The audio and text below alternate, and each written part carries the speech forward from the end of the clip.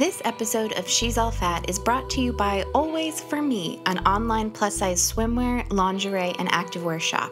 Their mission is to take the worry out of choosing a swimsuit. So if you're on the hunt for swimwear in sizes 12W to 26W, check out Always For Me. They offer a variety of styles, from their modest options to swimwear that shows a little more skin, like my new suit that features sexy macrame details. Head over to alwaysforme.com for 20% off site-wide when you enter code SAF. See you at the beach, fatties.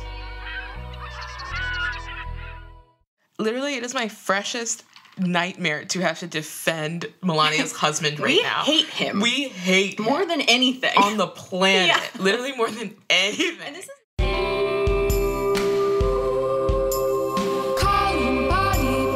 sisters, hush those diet culture whispers.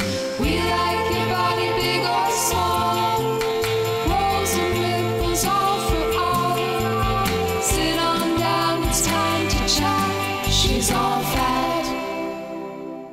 I'm Sophie. I'm April, and this is She's All Fat, the podcast for body positivity, radical self-love, and chill vibes only. This week, we'll discuss liberal fat phobia, Ricky Gervais, and grocery store small talk. Okay, April, Yes. What are you obsessed with this week? All right, this week I have been rewatching all the available clips of John Early and Kate Berlant on YouTube. Yes, love them. This comedy duo that I am so in awe of. They are incredible. So I think the first time I saw John Early was this video of him doing this set on YouTube, and it clearly was like not a planned set. Like he just went there and improv the set, and it was about how gay guys in the summertime dressed like British schoolboys was like the premise.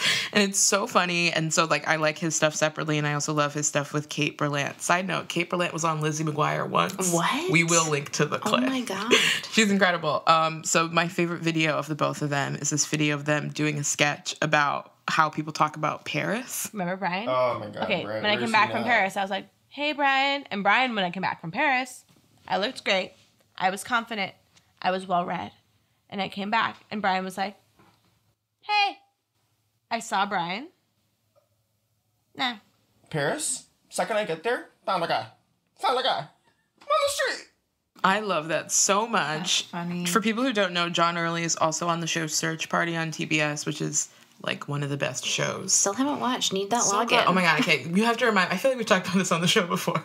Please remind me to give you my login so that you can watch Search Party. I gotta watch Search Party. Incredible show about millennials who are, trying to solve a crime. And he's so funny on it and so incredible. So I'm obsessed with the both of them. I love them so much that I opened my podcast app this week and searched their names to like listen to the times they've been on podcasts. Oh my God. And then every episode was incredible. Like my every God. interview on all these different podcasts. So they're so good. Kate and John, you have my heart. So that is my obsession. What are you obsessed with this week? Okay, I have just a few quick ones to hit on. Just loving the astrology bingo charts been going around on Instagram. Feeling attacked by the Aries one as usual.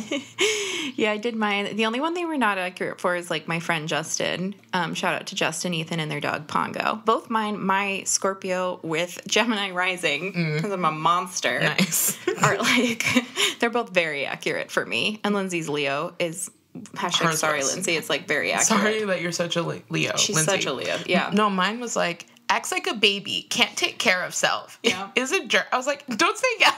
Do not say yeah. This was so funny because you were like, this is so rude. And I was like, Really? You I felt, because I feel like other people's genuinely had like sweet stuff on it. Like, Yours yeah, does like the too. one thing. Aries is No. like very stubborn, very powerful.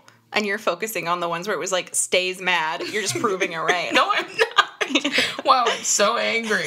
What's is it called? Like Justin's Astrology or something? Yeah, we'll link to the We'll Instagram link to Brad's, account maybe? that it's I think it's Jake's. Jake's for sure. Astrology. Jake's Astrology. Thanks for attacking me, Jake. Literally at me next time. Yeah, guys, also this is a funny combination if you like this astrology stuff. But both Victor and my high school boyfriend are both Aries, and April is an Aries. I just work well as a partner with Aries, I guess. And Sophie's very, very Scorpio. Yeah. Incredibly. Yep. I embrace it. Heavily. Moving on. I also have been enjoying all the dunks on Ricky Gervais this week on Twitter. What an insecure bitch. For those of you who don't know, Ricky Gervais is a failed hack comedian. He's a loser, like in the classic sense of the term. He's so annoying. He's basically just like richer, British Bill Maher. If Bill Maher tried to do characters. For sure, that's it. He's just always like, aren't you offended? I called you fat. I called you gay. Aren't you offended? And I'm not afraid to offend everybody. Oh my God. I'm like, boring. Yeah, it's like he recently had this photo shoot or something, or this image was going around Twitter that just really made me laugh. It's him with a crown of thorns on, and then he has a mic as like a cross. Yeah. And the microphone is his. He's carrying the microphone. And then it says atheist in blood across his chest. By the way, dude, we know that you're an atheist. Which is like You've been clear. It's like Ricky Gervais is the ultimate annoying white boy atheist. Literally. thing. And I'm also like, especially with Ricky Gervais, guys like this always think they're so unique. They're like, I think humor is for being offensive, and I don't believe in God. I push Crazy. boundaries. It's like, can you believe it? I'm like, wow, I can't believe it. You're just like everyone else. I just enjoyed all the people. Like, there were a lot of format jokes on Twitter this week that were just like, Ricky Gervais says something offensive.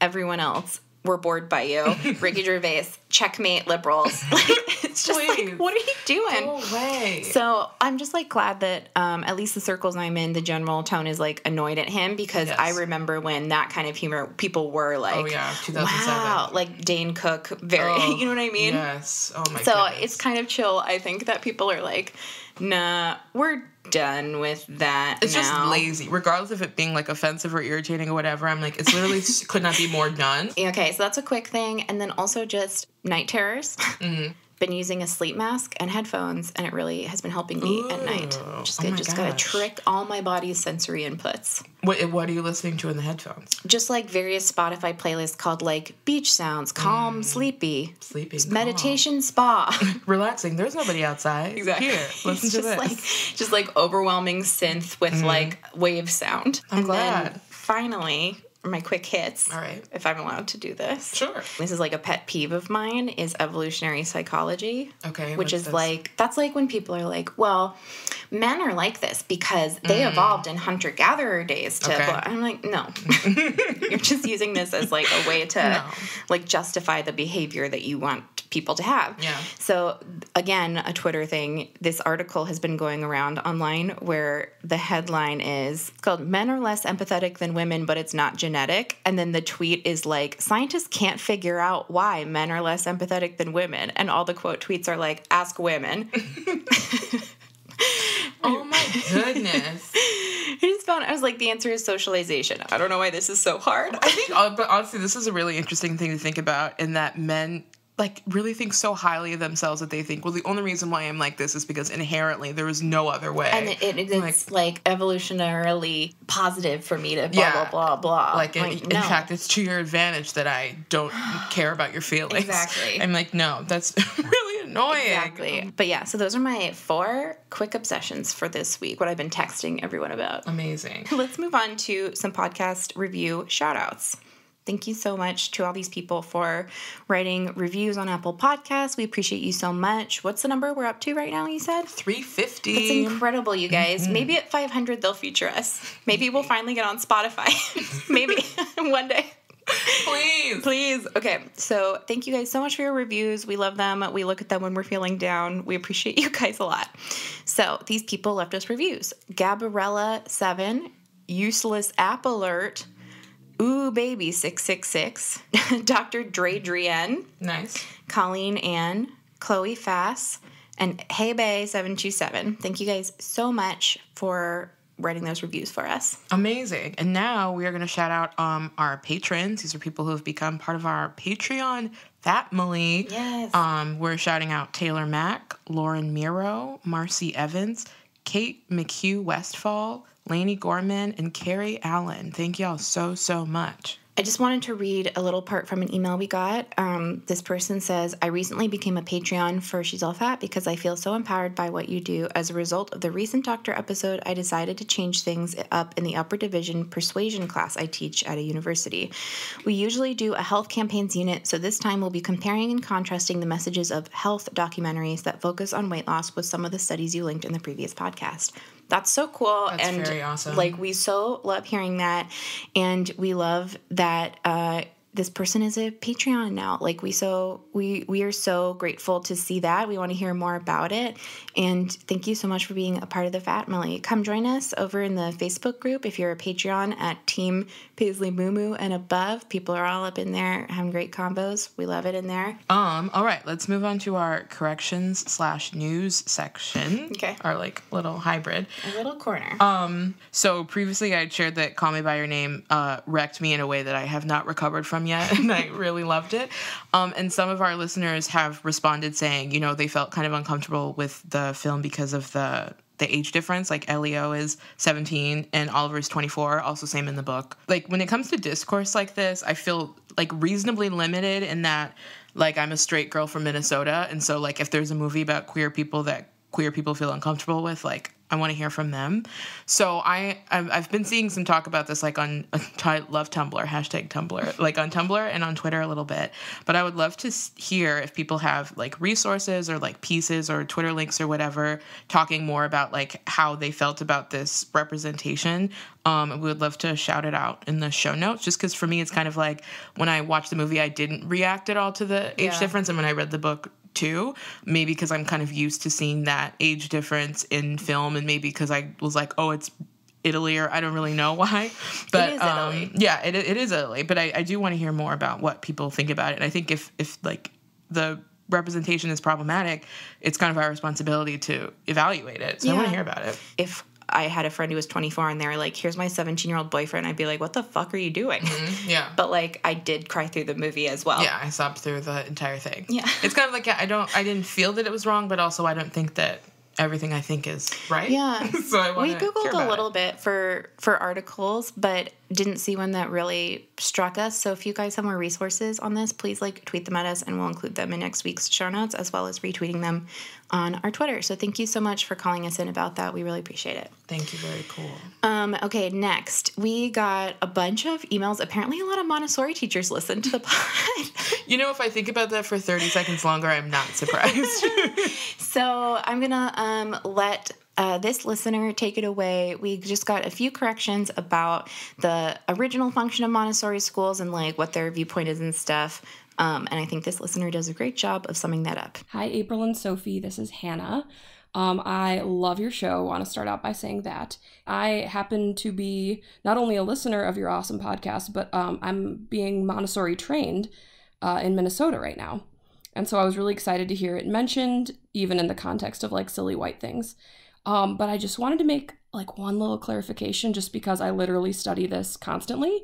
Like Montessori seems like a really middle-class white affluent thing right now, but when it was initially invented in 1907 by Dr. Maria Montessori, she actually designed the Montessori schools they were designed in the slums of Rome and implemented there. And they were designed for disadvantaged children who had working class parents. And the parents were like, we don't know what to do with our children here. I think that because the Montessori materials are extremely expensive and they have been sort of corporatized, that has made them really inaccessible to most people. But we're seeing a resurgence of affordable Montessori schools that are more neighborhood schools. They are an affluent white thing, and I wish they weren't. And then also, speaking of media critique, we had another listener send in this little bit about Queer Eye, which we both also love, and I totally agree with this listener. So I'm also just going to play this sans any further commentary. Hi, April and Soph. Feel like we've known each other for a long time. Love you guys. I just wanted to call in because I've also been watching Queer Eye for the Straight Guy, and as a gay woman, I'm liking it. But would love to see some more gay women on TV. But the thing that's really kind of stopping me from loving it all the way is the way Tan, the fashion guy with the amazing hair, talks about problem areas. And when he gives his tips, it's always like, here's how to cover up your problem area. Here's how to make yourself look better despite how your body looks. And I'm not loving that. TBH. Now just a little tip jar corner. Number one, we had an email from a fan, and this is just a compliment for us, but I just think it's really funny the way that they said it. Okay, they said, I want to say that diets do work because I have been on a steady diet of body positivity and it's been fabulous. Incredible. And I want you to know that when I read that email and I saw that line, I did get nervous. Like, I was like, where are you going with this? And then I was like, okay, yeah. That was awesome. Loved it. That was my awesome. Gosh. Thank you so much for saying that, Hannah. Thank you. And then another person wrote in after the doctor episode, and for my fellow HS family, hydrogeninus suppurativa, if you guys want to, H to the S. Sorry. To the whatever. Okay. This person says that they use a body wash called Hibiclens that they find very effective. I've seen that in other groups, but again, as I said in the episode, I take a lot of what I see in those groups with a grain of salt, because there's also people who will be like, rub turmeric on your armpits. I'm like, what are you talking about? And also, I had to go to the doctor recently, and I'm always asking for like updates on if there's any new HS ideas. And this doctor told me about a wash that I hadn't heard of before called Tend Skin. So both of these things you can get on Amazon. We'll put like one of our Amazon links that we get a kickback for in our show notes. So if you have HS, you want to try out either of these body washes for the shower, check them out and then let me know which ones you like. I tend to like be very sparing about what I add to my routine because I don't want to like make your skin freak out. Yeah. Okay. Finally, we just wanted to ask you all. We've really enjoyed when we've in the past said, oh, we're going to have this episode coming up. Send us your voicemails, and you guys always send us the best ideas and the best questions. So some of our upcoming episodes are going to be around exercise, how to exercise as a fat positive person. Questions around exercising from thin allies or friends for fat people, all that kind of stuff. So send in any questions you have about exercise. And we're also going to be centering an episode around fat positivity as it relates to men, or like male or masculine of center people. She's All Fat, as we say all the time, is like a very femme-centered podcast, but we're allies for our male Absolutely. and like male of centered people. And we want to do an episode talking about this, but this one for sure is one where we're going to need some voices that are not ours, because both of us are like femme as fuck. Yeah, so. Very much. So please send in not only questions, but also like your perspective and your thoughts, if that is how you identify and we want to include you as well. Exactly. Okay. All right. Well, we should really get to the meat of it, don't you think? Let's do it.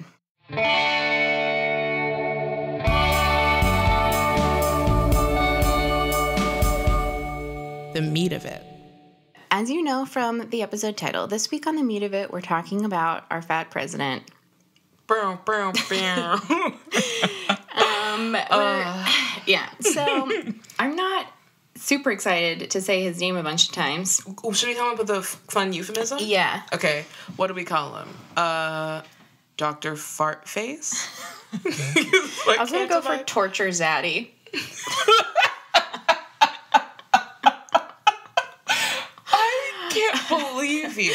Yeah, what's something, but I'm trying to think of like, what are the worst things? It's like, Jell-O salad. It's like, whatever you want. Should we just do, Can we just call him Melania's husband? Oh, perfect. Okay. All right. So, we're going to discuss the way that liberal media, liberals, leftists, and other fake allies talk about Melania's husband. So basically the big picture for this episode is I want to talk about like how liberals and people on the left can get in a trap where you think that, especially white liberals, think that you're like doing really well because you are like, I'm very anti-racism and sexism and all the isms. And so like they get very defensive about calling things out, or they think that a lot of people have trouble like examining the phobias and hatreds that they still carry within themselves. Absolutely. And that's like a problem. Yeah. Because it's like almost more annoying to me to have it be like a hidden, like, no, I'm not that, so it can't be bad for me to say that. Mm-hmm. Instead of it being like, yeah, I think black people are evil. Deal with it. At least I'm like, that's more on the face. You know what exactly. I mean? Like, I know what you're saying, what you actually think. You're truly standing in your truth. But yeah, calling yourself progressive, but actually being reluctant to progress in your views and opinions. Yeah. Is problematic. Or just like wanting to think that you are as fully developed as you could be. Yeah. I'm like, everyone wants to think that they are right. Obviously. That's like not a hard thing to understand. But basically the overall message of this section of the episode is just like, please be okay being wrong, everyone. We have to be willing to grow. Yeah. Because do you really think you woke up this morning and you're like, I'm done? Right. Like, when we do Fatty Film School, we talk about fat representation in media. And a lot of times TV shows and movies like are written by liberal people or people who would consider themselves liberals. Mm-hmm. And yet they are still showcasing this hatred or like this phobia that they're not like grappling with or thinking about as a bad thing. Like most of the people that I have to like call on fat phobia are not conservatives. You know what I mean? Yeah. Like, because I mean, we've had some interesting conversations about this too, but a lot of, more conservative culture is also about like quote unquote politeness. So sometimes I get called like fat less by that realm of people, but also like the conversations I have about this a lot are with people who think that they are doing work to bring more justice and they get hung up on some things. It's like very prevalent in like Hollywood stuff because that's a visual language. And as we've talked about before, a lot of times like films and TV shows use fatness as a like external sign of moral decay. Yes, absolutely. But a lot of people buy into it and like it's hard to attack, but we're going to talk about it more now. So another place that I've seen it is in a lot of podcasts that I listen to. Like, for example, I listen to all the Crooked Media podcasts. I bet a lot of you guys do too. John Lovett especially is like pretty fat phobic, and like a lot of it's in a very self-hating way. Like he lost weight recently and has made a lot of fat jokes recently because of it, I think.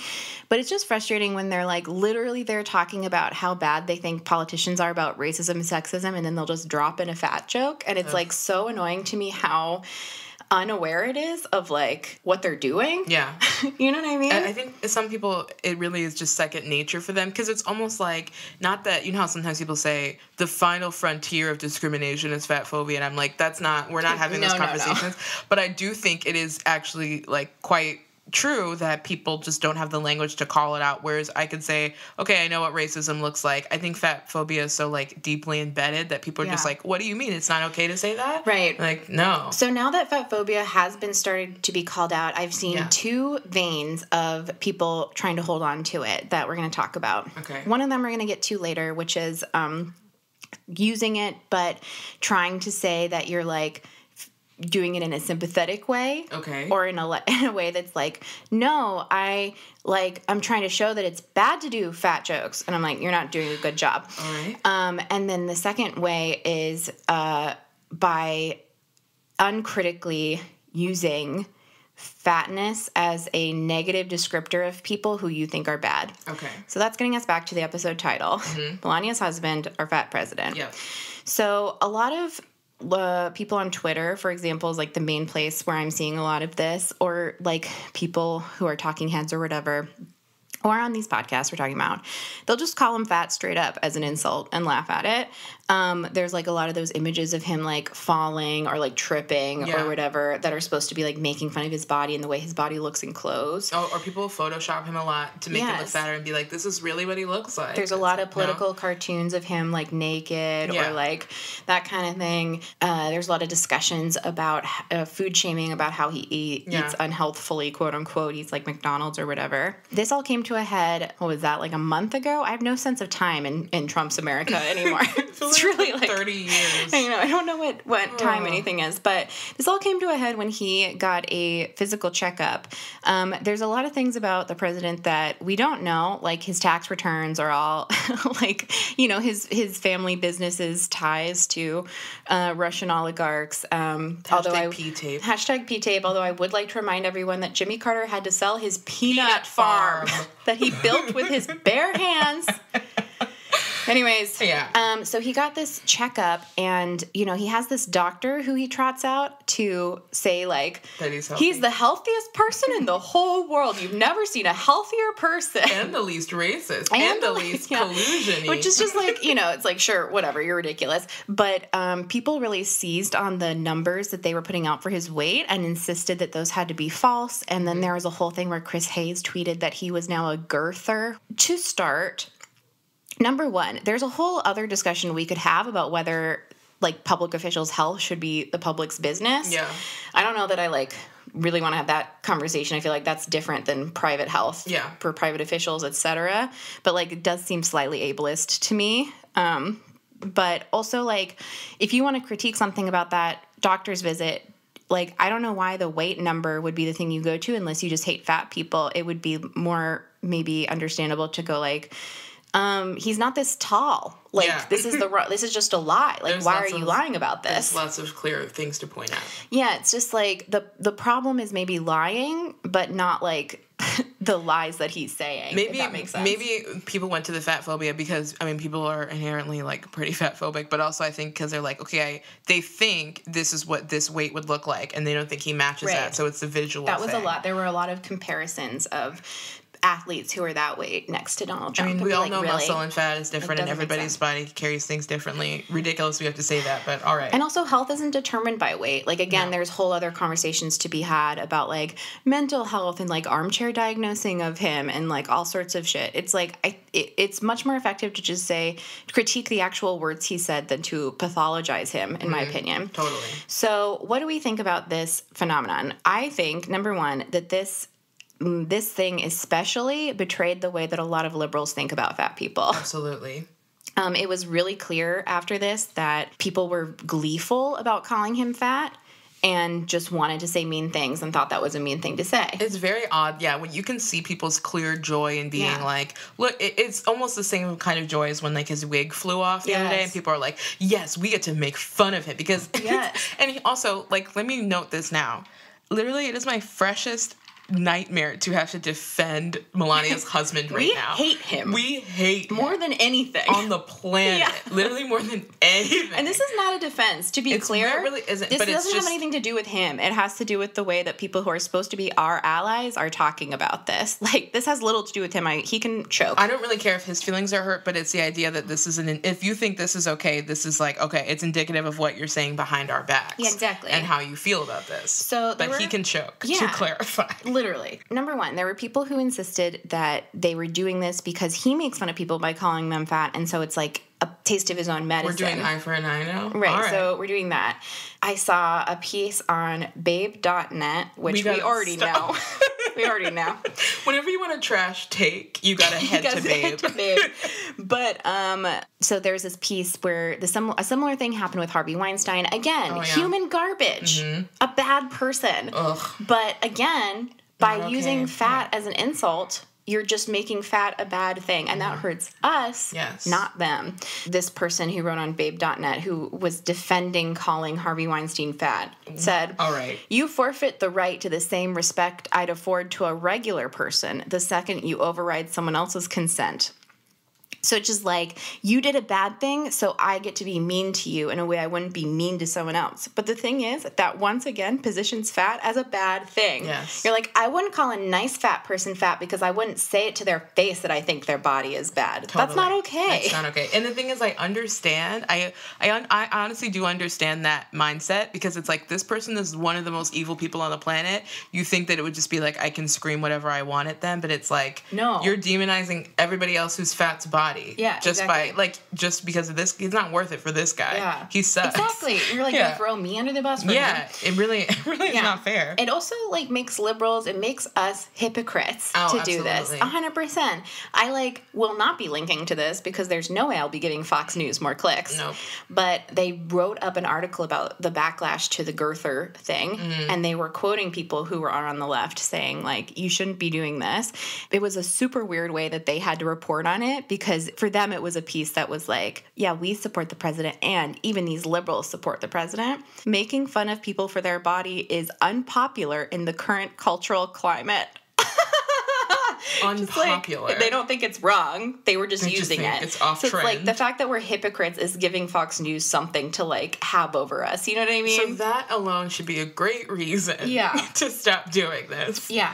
Oh my goodness. And then, finally, it's just like not a valid critique. Once again, being fat is not bad. And so calling him fat is not a critique. Also, he's not our first fat president. Also, he does everything else bad. Yeah. So just pick one of the other bad things. Like, people are not fat because they're bad. Again, that's the, like, reason I mentioned the media thing up top. Like, Absolutely. he's not, his fatness, his exterior in that way is not a reflection of his interior. No. You know what is a reflection of that? Is, like, His the smug words. fucking look on his face all the time. His words and actions on a His daily words and basis. action, you know what I mean? Basis, if you really want to be like, your appearance is reflective of your interior, look at like the look that Eric Trump has on his face every fucking second of the day. You know what I mean? It's just like, I'm a smug asshole. Oh my God. But like, his body, his physical form is not a symbol of moral decay, because that's my body. I think maybe what we should do here is like walk it out, like walk out the implications, because I think if you heard this and you weren't familiar with like our whole ideology, you might be like, oh, I think you're being dramatic. But in my head, it kind of looks like this. Okay, so you have a tweet that's like, at Donald Trump, you fucking fat ass, go eat a cheeseburger. Yeah. Okay, it goes viral, right? Everybody sees it. It has 40K Like, retweets. yes, Yeah. this queen clapped Everybody's back. like, clap back, but like, oh wow, you nailed him, right? Okay, so then you're like a fat teenager who feels insecure about her body, and you see that it's very popular to make fun of Donald Trump, not because of the like Central Park incident, not because of the birther movement, but because of his body, and everybody's applauding them. You think, oh, okay, so talking about fatness in that way is acceptable. Yeah. And then you feel like shit. And then other people who maybe had not felt strongly about fat phobia is seeing it get co-signed by those retweets. Yeah. And now they think it's okay too. Yeah. People feel like they've been let free to be mean in this way that Absolutely. liberals don't think they're supposed to be mean. They never get to do this like horrible like shit. They get to let it out. Finally, is kind of how it feels to me. Take a kickboxing class. You know what I Jesus mean? Christ. Yeah. If you're like really you're inside the thing you long for is like to be mean to someone. Yeah. Either watch a reality show and root against Exactly. someone, That's or what go to Vanderpump kickboxing. Rules is for. Literally. And like they give you villains. They want to. You don't have to do this. This also leads to a lot of like what, once again, like very reminiscent of the like arguments about saying gay that Hillary Duff had to educate us about in 2005. When you say gay, do you mean what you say? Knock it off. Maria, you gotta put that clip. When you say that's so gay, do you realize what you say? Knock it off. So it's like the same thing where it's like, think of this through, like take the logical steps with me. So when I saw this stuff happening on Twitter, I tweeted about it a little bit. And I got some weird responses, and I want us to talk about them. Okay, I'm ready. Okay, one of them was, I think this is fine because even though I see what you're saying, I think this will really hurt his feelings and affect him, and that's how we're going to bring him down. Okay, so here's the thing is obviously we all know that Melania's husband's like an insecure little bitch and very much cares about what people say about him. But again, he gives us so many other things to mock him for. He literally knows nothing and is ridiculous. Can't we make fun of him for those things and hurt his feelings that way? Also, sorry, no, you're not bringing down the president with your mean tweet. You're wrong. You're wrong about that. It might genuinely hurt his feelings, but he's still going to sign something horrible tomorrow. Like, what's the... Okay. Doesn't matter. Okay, number 2. Somebody fat quote tweeted one of my tweets and said, please use my body as a weapon to take him down. We're not going to do the thing where someone's like, well, my black friend said it was okay, so it's okay now. Yeah. Like, please don't offer yourself up as, like, the spokesperson for your marginalized group. Oh, my goodness. And also, Not don't okay. use yourself as cannon fodder. Cannon fatter. Condon fatter. Don't use yourself as cannon fatter. I understand the implication to do something like that so that you are well-liked because people are looking for that scapegoat and you become that scapegoat. But don't throw your community under the bus like that. It's not chill. It's not cool. Not at all. Let's go over a few things. It's chill to make fun of the president for. Perfect. We're giving you ammo here. Take Giving you notes. ammo. Okay, first one. A Newsweek piece by Bevan Brand-Landingham, who is a fat activist and creator of Fat Kid Dance Party, I believe. We'll put this in the show notes. They said, quote, we can all do better to support the eradication of body currency, which I love the way of putting that, body currency. Cool. But let's shame him instead for imperiling our country and government. Literally, the president is ruining the world. the world. And he's like very clearly does not know how to do his job. Can't we make fun of him for that? Yeah. Incompetency, perhaps? Well, call me old-fashioned. I think that's much funnier. I think so too, and more accurate. This NBC News piece by a woman who I don't actually think is that positive because she writes a blog called The Black Girl's Guide to Weight Loss. Yes, I've seen this. But she does say, Quote, either we believe that we should treat people according to the dictates of our purported morals or we don't. Not only that, but remember that your overweight and obese friends and family are watching and listening to these jokes and cringing. Is this what you say about them in private? Is this how you describe them when they're not there? Do you really think they enjoy these jokes, believing that their own fatness is somehow different from Trump's? This isn't a defense of Trump. This is a request for us to have some standards and live up to them. There's no reason for us to use this man's body against him when his politics are rife with ahistorical understandings of society, regressive ideals, and beliefs that are flat out dangerous to our fellow human beings. Let's focus our energy towards that and leave the body snarking behind. Absolutely. Also his wig. If you need to, if you really don't want to take time to think critically about all like the implications of what he says on a daily basis, just go for the wig. It's fine. Here's like, if you want to make fun of someone's appearance, don't make fun of bodies. Yeah. I always prefer snarking about people's aesthetic choices. Absolutely. In clothing and hair and whatever. Because, like, that is a taste thing. And so it's like, inherently, your opinion doesn't matter. Very you know true. what I mean? Very true. So I love being like, oh, that outfit, like, in a way that doesn't matter at all. Not like the person they inherently are and the body that they live in. It's bad. Yeah. Where it's like, okay, yeah, here's another thing. If you want to make fun of his appearance, he had 45 embroidered into the, like, cuffs of all of his shirts. Because he's so insecure about being president. I'm president for sure. Definitely the president. 100%. Legally the president. Like, earned it for sure. Come on. Who interfered? I'm the president, 100%. You want to make fun of something? Make fun of how the video of him walking up to Air Force One with the umbrella while it's raining, and his son is walking behind him in the full rain. He's a monster. Remember when he tried to hold Melania's hand and she like, swatted him pulled it away? Like, all of that, if we really need to. If you're going to go petty, there's so many pettier things to do. Like, make fun of Trump's steaks. Yeah, so to transition to the latter half of this, of the meat of it, like, this is a phenomenon that I see in a smaller way in a lot of other media. So, for example, I went to see Love, Simon the other day. Loved it. Was beautiful. There is a part where one of the heroes of the movie calls a bully fat, and it gets applause. Nice. On the show, constantly talking about, okay, fat is clearly, like, demonized and people don't understand what exactly we're talking about. This is it. People, of all the examples we just give, the most frequent one people use against Donald Trump is that he's fat. Oh, totally. As against Chris Christie, too, is that he's fat. And I'm like, okay, then that proves it. Yeah, like, that's what you think is the worst thing about them? That's for real? That's the worst thing someone could be. That's the most ridiculous, the most laughable, is fat. So, as I mentioned at the beginning of this, the other way I want to look at this is kind of when people think that they're trying to be body positive, but they are not. All right, I love this. So, I went to this movie last night in LA. We get all sorts of screenings of all sorts of films. And in the movie, I'm just going to, like, spoil the plot for everyone, so skip ahead. Spoiler if you want to see the movie Flower. Yeah, so this is the movie Flower, and it's, like, kind of an indie film. There's a girl, and then her mom is getting together with this guy who's, like, very boring, but, like, she likes him, and he has a son who just got out of rehab for, like, eating addiction and pill addiction. Okay. So from the moment that the son walks on screen, every single fucking joke is about how he's fat. Wow. And it's, like, even to points where it's, like, he gets in the car, and they're like, scooch over further. You're not all the way in yet. Scooch over further. He says that he was sexually assaulted by a teacher. They, like, things go too far. They end up killing the teacher. Whoa. And then the brother and the main girl, like, try to run away to Mexico together. They have sex. The stepbrother? Yep. They get together, and then, like, at the end, like, she visits him in jail, and he's like, I lost 10 pounds. And she's like, amazing, I'm only sleeping with you now. Oh, my God. Basically, like, the whole first 45 minutes were just one big fat joke. Wow. Just one whole thing about, like, making fun of him. Even though he just got out of, it was rehab? Yeah. Like, you're supposed to like him. Okay.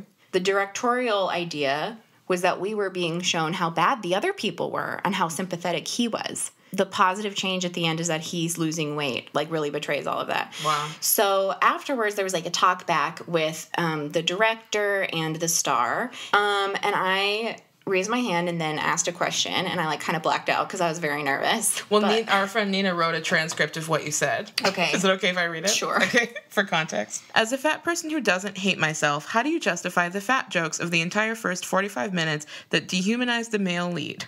Yeah. It's horrible. I mean, it's horrible that you had to do that. And, like, it got really quiet, and the director was like, oh, we weren't trying to make fun of him being fat at all. Like, we're trying to show how sympathetic he is. And, like, we think that the people saying those things are bad people. And I was like, okay, but, like, when he's getting in the car and the joke is him moving over, and he was like, no, that's because she doesn't want to sit next to him. And I was like, right, but, okay, like, how about the laugh line?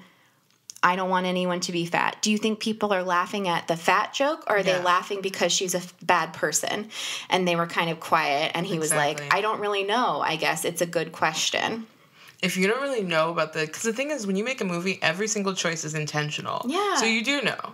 You wanted to make fun of a fat person. Exactly. And, like, that's what happened. Even if, so it's like, if your perspective is like, it's not nice to say mean things to fat people, but it is still bad to be fat. That's not radical. Also, you're playing it for laughs, so your point is like already muddy. Like, if you're trying to say, so I don't even know how to describe this, like, genre of it, which is, you know, the same genre of things that I saw in a lot of responses on Twitter when I was saying, like, please don't body shame Melania's husband, which is like, I'm body positive, but I think this is okay. It's like, no, it's not okay. No. The director came over to me afterwards and was like, that wasn't our intention, and if it came across that way, then we failed. Yeah. I was like, yeah. That's smart of him to say, because it's true. And he was like, I'm going to consider this. He, like, wrote down the name of the pod, so, like, doubt he'll listen, TBH. But he did make a show of writing it down, which I appreciated. I tried to say, like, you know, you got to look at how these function in your show, and also how it functions in a broader thing. Like, you could never have a romantic lead that was fat who was a woman, and the first 45 minutes were trashing on her, and then she gets the guy at the end. That would never happen. No. Or just, like, think about how little fat representation there is outside of this, and think about how this is contributing to that erasure. If you don't think it's bad to be fat, then why in the end is his positive arc that he is losing weight? Why doesn't any character say at any point, you should not say these things because it's okay to be fat? No character apologizes. No, it's always, I mean, she's made to apologize to him for being mean, but that's not the same thing as saying it's not bad to be fat. That's just saying it's impolite to point out that you're fat. And that's not the same as being body positive. No. I know a lot of people think it is. Yes. That's why we're here. Exactly. Yeah. So those are kinds of the different points of view that I wanted to discuss a little bit and be like, let's not do this. And, like, I these are really hard because they're so complicated. Yes. And so nuanced, and we're all on our different journeys towards this. But I'm sure you all have, like, come up against these as well. And they're hard to combat. If we're trying to really enact this social justice, like, mindset, you have to be okay with being called on it. Yeah. And again, like, I do respect that he said, if this is how you felt, then we failed. So to wrap this part up, you know, I just wanted to have us talk about when we get called on things. Once again, like, chill vibes over here. We know how hard it is to be called on these things. Oh, we're not pretending. Like, I'm like, absolutely, please drag me for how I believe and who I am. Like, I want to be called out on these things because I genuinely want to get better, and I see how my flaws can contribute to other people's hurt and marginalization. Not because I enjoy it. Because when I get called on something, I have to go into the other room and be like, for, like, a long time. Totally. Like, but yeah, I think it's important that we're very upfront about this. Like, it's not super comfortable. No. But what I'm saying is, if I'm really going to call myself progressive and try to walk that walk, that means that other people's, like, marginalization and other people's oppression has to be more important to me than my personal comfort. Exactly. It has to be. Otherwise, I wouldn't claim it because it wouldn't be truthful. There's two things that I'm trying to take out of my vocabulary right now, and I have been struggling with these for a long time. All right. I say, hey guys, all the fucking time. Me too. I don't even like when other people do that. Because, number one, it's like a gendered term. Yeah. Number two, I'm not trying to prioritize like dudes, male groups. Literally. And also we're never in male groups. I know. So it's never accurate. And I'm not trying to like put gender I guess not pronouns, but like genderized words on the groups of people I'm talking to. Mm-hmm. It's so hard. Yeah, it's super hard. Another one like that's to me a little bit more insidious is like mental health ableism. Mm-hmm. I have a really bad habit of calling things crazy. Oh, yeah, me too. When I'm like, I know, I have read the articles. Oh, we've seen them all. I've seen all the articles about how that... We retweeted them. Like, yes, literally. I was like, yes, don't do this. And then I'm over here like, you crazy, insane, like using these words that like... So for those of you who don't know, the argument is that using words like crazy or mental or insane, like those kinds of things, marginalize people with mental health problems and conflate, again, bad actions with like mental health issues. So like, for example, words used to marginalize women in the like 19th century, like hysterical was used to be like, oh, her concerns don't matter because it's just her hormones and her crazy woman brain. And it's an easy way to like disregard someone's like humanity. Exactly. And personal experience. So, but it's also like these words are part of, you know, culture is language is shared. Exactly. We always heard that, so that's how you speak, but doesn't mean that we shouldn't work on changing it. Exactly. And it's just like one of my imprecise words. Yeah. Sometimes it seems like when you're describing these things, it's like, just let it go. It's not a big deal. Yeah. But in reality, it's like, no, I want to change my language so that it doesn't make people feel alienated. It's exactly the same as saying gay as a bad thing. Totally. It's the same as like any, like 50 years ago, any kind of generalized term for black people. Absolutely. As a bad thing. And at that time, too, it seemed like, whatever, let it go. Yeah. But now in retrospect, we're like, you call people Negroes? Yeah, exactly. Like, so I don't want to be in 50 years like, oh, I really held on to crazy for so long. Yeah. Like, I didn't want to. So we got called out by a listener for that, and we have a list we're going to put in the show notes for like other words that they linked us to, which is so helpful. Super but like, helpful. Yeah, once again, when we got that email, I was like, come on, again? Really? Because it's hard. I mean, It's really hard. behind the veil, it's hard for us to just like say what we think and put together this piece of media and then be critiqued for it. Because it's kind of like, we made you something beautiful. But in reality, it's like, no, I want to get better. When I get the distance from it, I'm like, thank you so much for writing in, like, blah, blah, blah. I'm like, you listened and you cared enough about our growth to call us out, and that's cool. But in the moment, I'm like, I'm perfect. But like, I'm not perfect. And like, I have growing to do. And so I want to like walk the walk and change. Yeah, I hope you guys, oh my God. Maria, leave it in. Leave it in, please. Leave it in, because it just shows how that was so unconscious. Wow, that's so funny. It's been 10 Oh my seconds. God.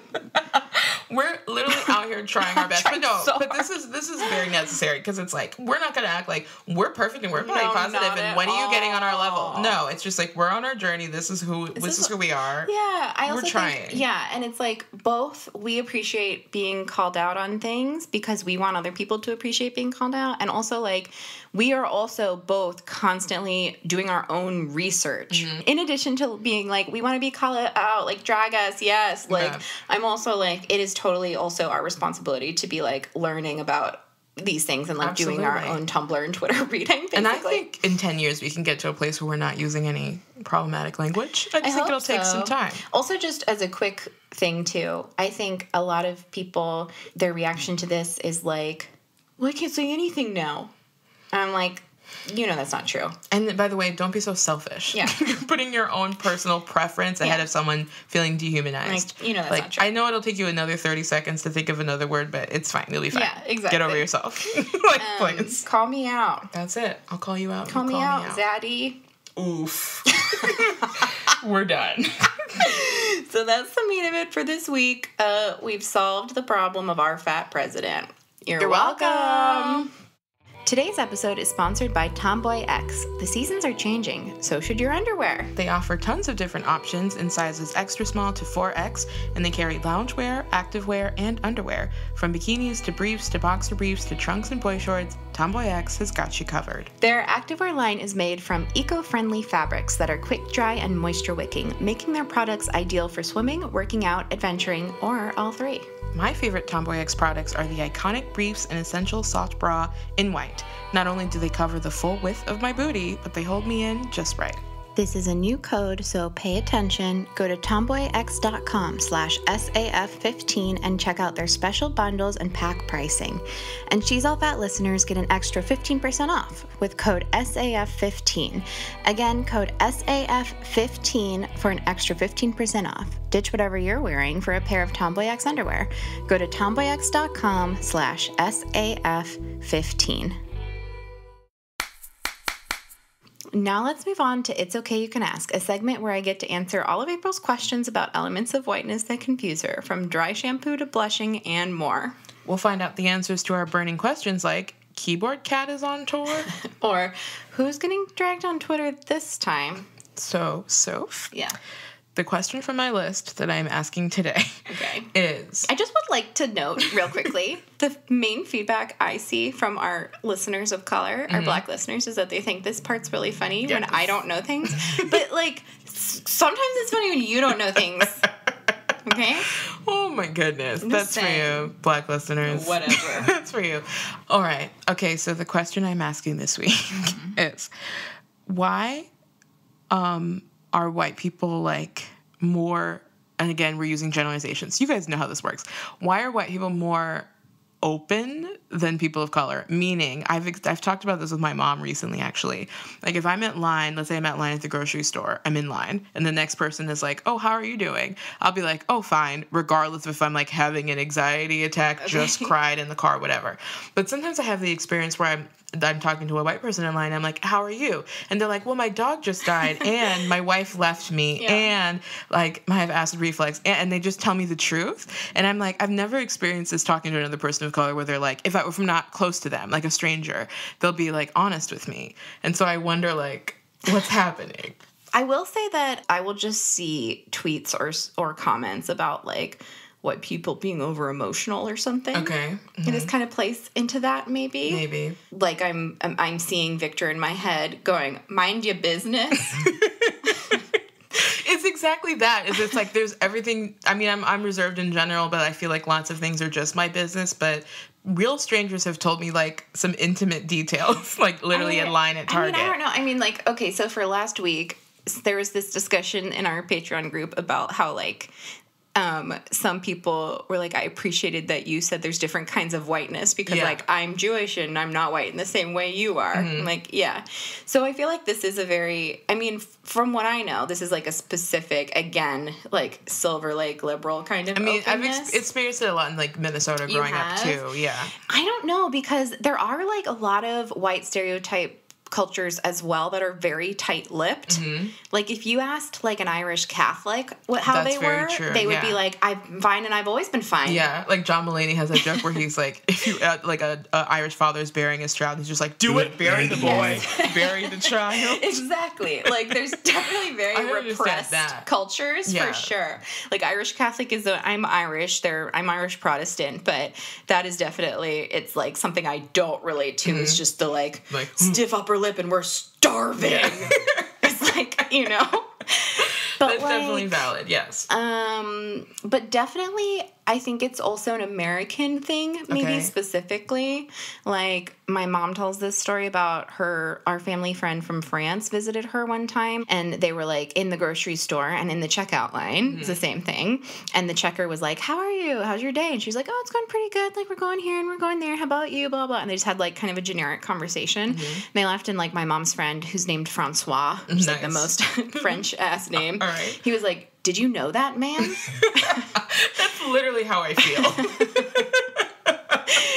But, like, he's white. There's just, like, French, you know? But it's like I can do small talk, but it's like when I'm getting details, man, I'm like, I have definitely, like, again, I don't think this is an answer, but I have seen the look on people of color's faces when I'm saying too much. I have seen the look of, like, this white lady is telling me too many details. I'm just like, and yeah, thank you. Like, I just don't know how to. It's so interesting. But I don't know what the line is, really. Like, I don't know. I just say I share nothing and with no one. That's where I am. So anything to me is ridiculous. But, like, I don't know if this is true. Okay. A true comparison. But I think maybe what one thing is that, like, white people are more comfortable talking about, like, kind of nothings. Okay. Like, those things that you're describing are all, like, nothings. And much less comfortable with expressing true anger in public. Interesting. Whereas I've seen, like, I get, like, weird looks for being like, my dog is being so annoying right now, isn't she? And then meanwhile, like, I think black people, particularly in LA, when, like, white people are doing nonsense things, are much quicker to be like, you idiot! Oh my goodness. Whereas I think the same white person who would be like, oh yeah, like, I read this magazine article and it made me cry, would not be, like, as shouty. Although there are plenty of shouty white people. I don't know. Does that make sense at all? Yes, it does. I also wonder if it's, like, the idea of what is personal might vary culturally. Because, like what I'm saying is I've had really people in real life be like, my wife left me yesterday. And I just feel like that's so, or some people be like, yo, I'm here because I'm getting flu medicine for my daughter and I'm a single, like, I'm like have split custody and I'm taking care of her this weekend and I don't know what to do. And I'm just like, now I know so much about you and I just cannot ever conceptualize sharing even those. But to me, it's like when that person's sharing it with me, they don't look like I'm revealing something to myself. They're just like saying, it's like it's very much not close to them. And I'm like, I would never share something that intimate with like a stranger. So I'm just like, I wonder, I mean, it could be the whole. I've done that before too. Yeah. I've been in the checkout line. I've been like, third day of my period. Yeah, you know what I mean? Like, I would never. It's so interesting. But I also wonder if it's kind of like maybe as people of color, we just have to have our guard up a little bit more. So more things are personal, perhaps. Yeah. Like, again, I don't know what I'm talking about, but maybe this is like an American black person thing of like, I have heard that way more from like black people and people of color that I know of, like, mind your own business, basically. Totally. Where I'm like, what do you mean? Like, what's my, okay. Like, don't you just want to share? Don't you want to share and like tell me everything? I never want to share. It's like, tell me all your thoughts and secrets. Absolutely I just want to know all of them. Never. That is so funny. I knew that was something you thought about us. How? Or I'm always like, why can't we just ask for this? And you're like, you can do that? I'm like, literally. Yeah. And you're like, what? And I'm like, you just tell them what you want. Like, why would they care what I want? Yeah, I think that's probably the core of that, unfortunately. So slavery? Yeah, it's fucking it always comes back to slavery. Not dry shampoo though. Not dry shampoo. Yeah, you're right. I mean, I'm sure I can find an ankle, but God damn it. That's enough. That's enough. You're right. And that's our show. Be sure to check out the show notes for links to the stuff we mentioned today. And don't forget to send us your questions via email or voice recording to fyi@she'sallfatpod.com. Please make sure to leave us a review on Apple Podcasts. It's super important in making sure people find the show. If you leave us a review on Apple Podcasts, we'll give you a shout out on the pod next week. She's All Fat is created, produced, and hosted by us, Sophie Carter-Kahn and April K. Cuyo. We are an independent production. If you'd like to support the work we do, you can join our Patreon by visiting patreon.com/she'sallfatpod. When you pledge to be a supporter, you'll get all sorts of goodies and extra content. This week, we're posting more information, resources, and readings about liberal fatphobia just for our Patreon supporters. Our music was composed and produced by Carolyn Pennypacker Riggs. Our website was designed by Jesse Fish, and our logo is by Britt Scott.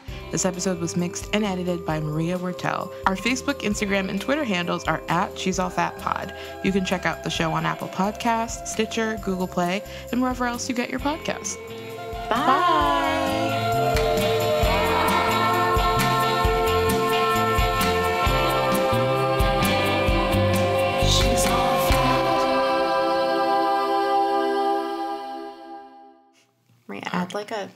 Add like a seabird call at the end of that. Wait, what's that? You know, like a seabird noise. Like an actual bird? Yeah. Oh, okay. See like, you at the beach, Fatties. Yeah, exactly. Oh, cool. But just use April's voice that she just did. Okay, I'll do a clearer one. What animal is that? No, what like am I impersonating? You sound like Oh, I'm trying to do gull. Seagull. Yeah, seagull. That's the word. Gull.